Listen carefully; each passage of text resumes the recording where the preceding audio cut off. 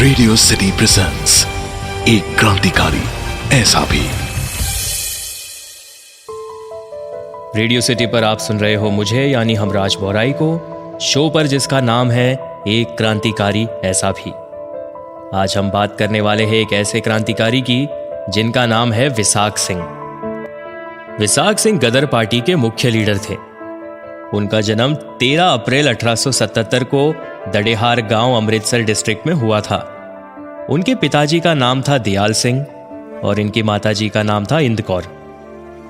उनकी शादी राम कौर से बहुत ही कम उम्र में हो गई थी। उनकी धर्मपत्नी का निधन शादी के कुछ साल बाद ही हो गया था, लेकिन इन्होंने दोबारा शादी नहीं की। 19 साल की उम्र में ही उन्होंने अंग्रेजी सेना में भर्ती होने का निर्णय लिया, लेकिन कुछ समय बाद ही उन्होंने वह सर्विस छोड़ दी। ब्रिटिश सेना छोड़ने के बाद उन्होंने चाइना जाने का मन बना लिया, पर चाइना से उन्होंने अपना रुख अमेरिका की तरफ मोड़ा और वहां ज्वाला सिंह के साथ 500 एकड़ का फार्म खरीदा। विसाख सिंह और ज्वाला सिंह ने वहां मिलकर गुरु नानक एजुकेशनल सोसाइटी की स्थापना की, जिसका लक्ष्य यह था कि अमेरिका में पढ़ रहे जरूरतमंद भारतीय विद्यार्थियों की मदद करना। वे स्टॉकटन गुरुद्वारा के संस्थापकों में से एक भी थे। गदर पार्टी का एक पर्चा कैलिफोर्निया के एक फार्म में खेती करने वाले एक किसान के हाथ लगा, जिसमें रिपोर्ट्स थी इंडियन इमिग्रेंट्स के कॉन्फ्रेंस की, जो कि ओरेगॉन और वॉशिंगटन के स्टेट्स में होने वाली थी। विसाख सिंह 31 दिसंबर 1913 को पार्टी मीटिंग के लिए सैक्रामेंटो के लिए निकल पड़े और उन्हें सेंट्रल एग्जीक्यूटिव कमेटी के तौर पर नियुक्त किया गया। उन्होंने पार्टी इनविटेशन के जवाब में भारत लौटने का फैसला किया और क्रांतिकारियों की सेना में शामिल हो गए। पर जैसे ही वो 7 जनवरी 1915 को मद्रास पहुंचे, उन्हें अरेस्ट कर लिया गया। उन्हें उन्हीं के गांव में डिटेन कर लिया गया और हाउस अरेस्ट में रखा गया। उन्होंने फिर भी किसी तरह गदर पार्टी से संपर्क बनाए रखा। फरवरी 1915 को उन्होंने एक निर्णय लिया, बगावत करने का। गदर पार्टी के मुख्य नेता होने के नाते लोग उनकी इज्जत किया करते थे। उन्होंने अंग्रेजी सेना में जो भारतीय सैनिक थे उन्हें बगावत पर उतरने के लिए प्रोत्साहित किया, जिसे गदर म्यूटिनी या फिर गदर कॉन्स्पिरेसी भी कहते हैं। यह प्लॉट गदर पार्टी ने वर्ल्ड वॉर 1 के दौरान तैयार किया था, और जब इस प्लॉट का खुलासा एक अंग्रेजी जासूस ने किया, तब विसाख सिंह को दूसरे गदर लीडर्स के साथ पुलिस ने गिरफ्तार कर लिया। अंग्रेजी सरकार द्वारा उन पर लाहौर में मुकदमा चलाया गया और उन्हें उम्र कैद की सजा सुनाई गई। इसी के साथ 13 सितंबर 1915 को उनकी प्रॉपर्टी जब्त भी कर ली गई।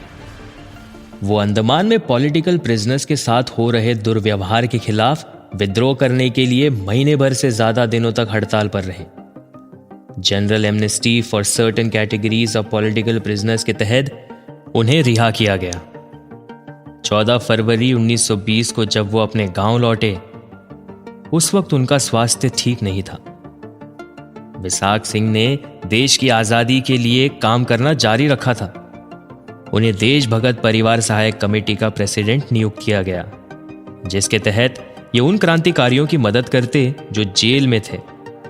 गुरु का बाग मोर्चा में उन्होंने 100 वॉलंटियर्स के जत्थे का नेतृत्व किया अदालत की गिरफ्तारी के लिए। 10 जनवरी 1931 को ये उन 5 प्यारे में से एक थे जिन्होंने कर सेवा की शुरुआत की और cleansing of the Holi Sarovar of Taran Taran.